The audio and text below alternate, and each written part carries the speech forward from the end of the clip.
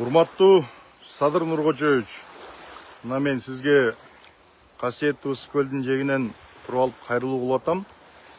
Сиз Камчыбек Ташиевди бир кезде дос болдук эле, соратник болдук эле, кыргыз элине азыр көптүр кызмат кылды эле, жанында жүрдү эле деп сиз аны аябап атасыз, боорукерлик кылып атасыз. Муну жалпы эл дагы туура кабыл алган жок. Ошонун ичинде айрыкча Ташиевдин сторонниктери тескери интерпретация жасап, соттоп атат, камап атат. Бул не деген шундук? Тиги бир апа кайрылуу кылыптыр. Регион ТВга баралы, арманыбызды айталы, чогулалы барыбыз. Садыр Жапаров жакшылыкты билбейт экен. Ушунун ордуна мен отурайын түрмөдө деп убагында ушинтип жүрүптү, досун түрмөдөн чыгарып алды эле, жакшылыкты билбейт экен деп кайрылуу кылып атат. Урматтуу Садыр Нуркожоевич, сиз боорукерлик, айкөлдүк кылып атасыз. Айкөлдүгүңүздү алар билген жок. Ошол бунун баардыгын, ал жанагы апалардын күнөөсү жок. Ошол кайрылуунун баардыгын жана 75 аксакалдын кайрылуусу сыяктуу эле Ташиевдер өздөрү отуруп алып тымызын уюштуруп атат. Ал жактагы менде дагы информаторлор бар. Барпыда дагы, Сузакта дагы, Сузактыктардын арасында, анын ичинде Барпылыктардын арасында информаторлор көп менде дагы. Алар айтышат, ошондой группаларга маалыматтарды таратып, жанагынтип уюштуруп атышат дейт. Ошондуктан мындай адамдарга, Садыр Нуркожоевич, айкөлдүк жарашпайт. Мындай адамдарга ошол мыйзам чегинде катаал жаза керек. Башында дагы кайрылуу кылганда, эң башында дагы мен ушуга чыдабай кетип, Садыр Жапаров досун сатты деп жалган маалымат таратып атышканда, ошого чыдабай кетип мен чырылдап чыккам. Мына ошондон ушу күнгө чейин чырылдап болгон фактылардын баарын ачыктап келатам. Мына азыр дагы ушул темага кайрылгым келип атат. Буларга жакшылык жарашпайт. Канча кылмыштары бар. Садыр Нуркожоевич, аябаңыз. Мыйзам чегинде коррупция боюнча жанагы кызмат абалынан кыянаттык менен пайдаланганын, анысын өзүнчө, баласынын кылмыштарын өзүнчө, иниси Шайрбек Ташиевдин кылмыштарын өзүнчө чыгарып туруп, ачыктап туруп баардыгын камаңыз. Ошондо мыйзамды катаал кылып иштетип, баардыгын фактыларды ачыкка чыгарганда гана коомчулук түшүнөт. Балким аз-маз Ташиевдин фанаттары түшүнбөй калаттыр. Бирок коомчулук, значит, бул жакта бир кеп бар экен деп түшүнөт. Бул айкөлдүк буларга жарашпайт. Айкөлдүктү түшүнгөн адам түшүнөт, кабыл алган адам кабыл алат. Мына кече соттун чечими чыкты мурда күнү. Кече болсо жүгүрүп барып, футболдо ошентип тиги элдердин алдына чыгып манипуляция кылып атат. Талпаны көргөндө өзүн өзү жоготуп кетет. Аркасындагы канча кылмыштары бар экенин унутуп коет алчы. Өзүн баатыр сезип, өзүн периште сезип кетет. Урматтуу Садыр Нуркожоевич, сиз айкөлдүк кылбаңыз.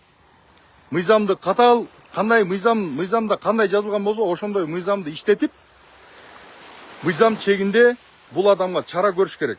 Буга жакшылык жарашпайт. Дагы бир жолу айтам, жакшылык жарашпайт. Сиз аябаңыз. Бул ошол жакшылык кылган жакшылыгыңыздын аркасы, кыргыздар айтат, жоо аяган жаралуу дейт. Кылган жакшылыгыңыздын аркасы өкүнүчтүү, кайгылуу нерселерге алып келиши мүмкүн, эгерде ушундай нерсе боло берсечи.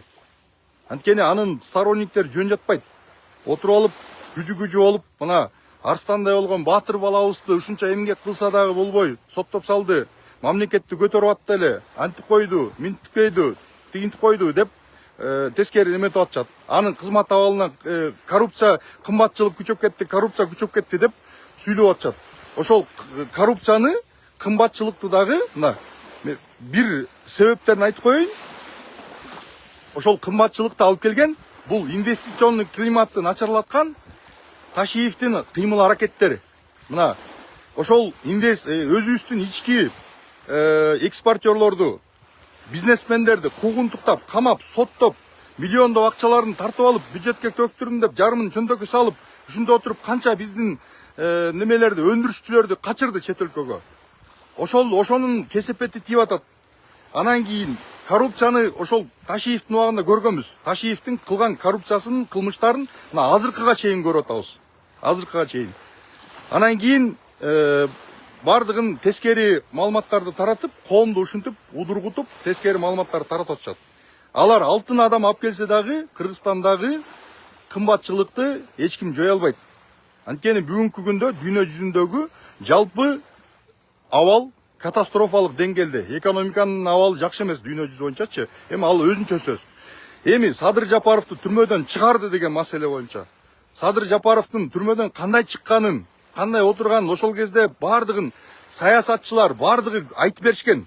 Бардыгыбыз көргөнбүз. Түз эфирде мындайча айтканда буквально түз эфирден көргөнбүз. Садыр Жапаровдун түрмөдөн чыкканынан баштап үйүнө келип тиги башына суу тегеретип, калпак кийгизип киргизгенде чейин көргөнбүз. Ошол жердеги очевидцтер, аянттап тургандар, Садыр Жапаровдун жанында жүргөндөр бардыгы айтып беришет.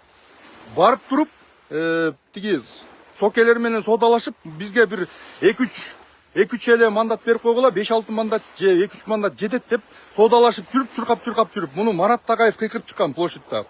Чуркап барып туруп, анан этегинде барып, анан Садыр Жапаров түрмөдөн чыгат дегенде чуркап барып туруп, ошол жерден толпанын алдына арасына жарып кирип барып туруп охраналар менен Садыр Жапаровду кучактап тосуп алган. Ошол эл чыгарган Садыр Жапаровду мен чыгардым деп көкүрөгүн кагып, анткени убагында манипуляция кылып койгон, элдин алдына кайрылуу кылган. Кайрылуу кылып, тиги ушун Садыр Жапаровдун ордуна мен отурайын деп ыйламсырап, билет аны Садыр Жапаровдун ордуна отура албасын дагы, Сооронбай Жээнбеков аны Садыр Жапаровдун ордуна отургузбасын дагы, чыгарбасын да билет дагы, атайын манипуляция кылып, элдин алдында көзүн жашылдантып, ыйлап, ошентип манипуляция кылып койгон. А эл болсо ошого ишенет да, ушинтип чындап жүрөгү менен күйүп атат депчи. Ал жүрөгү менен күйгөндүгү эмес, ситуацияны пайдаланып кеткен болгонучу. Ошол жерде Садыр Жапаровдун чыгып атканда кучактап, ошол жерде тосуп алып, аны үйүнө келгенде калпак кийгизерде, аны эркек киши кийгиш керек деп алып туруп, тиги калпакты ала калып, башына кийгизип, ушинтип видеого ойногон. Анан ушунун бардыгын бүгүнкү күндө элдин алдында дагы манипуляция кылып, ушинтип айткыла, тигинткиле, минткиле деп үйрөтүп атат да, отуруп алыпчы. Анан ошол немени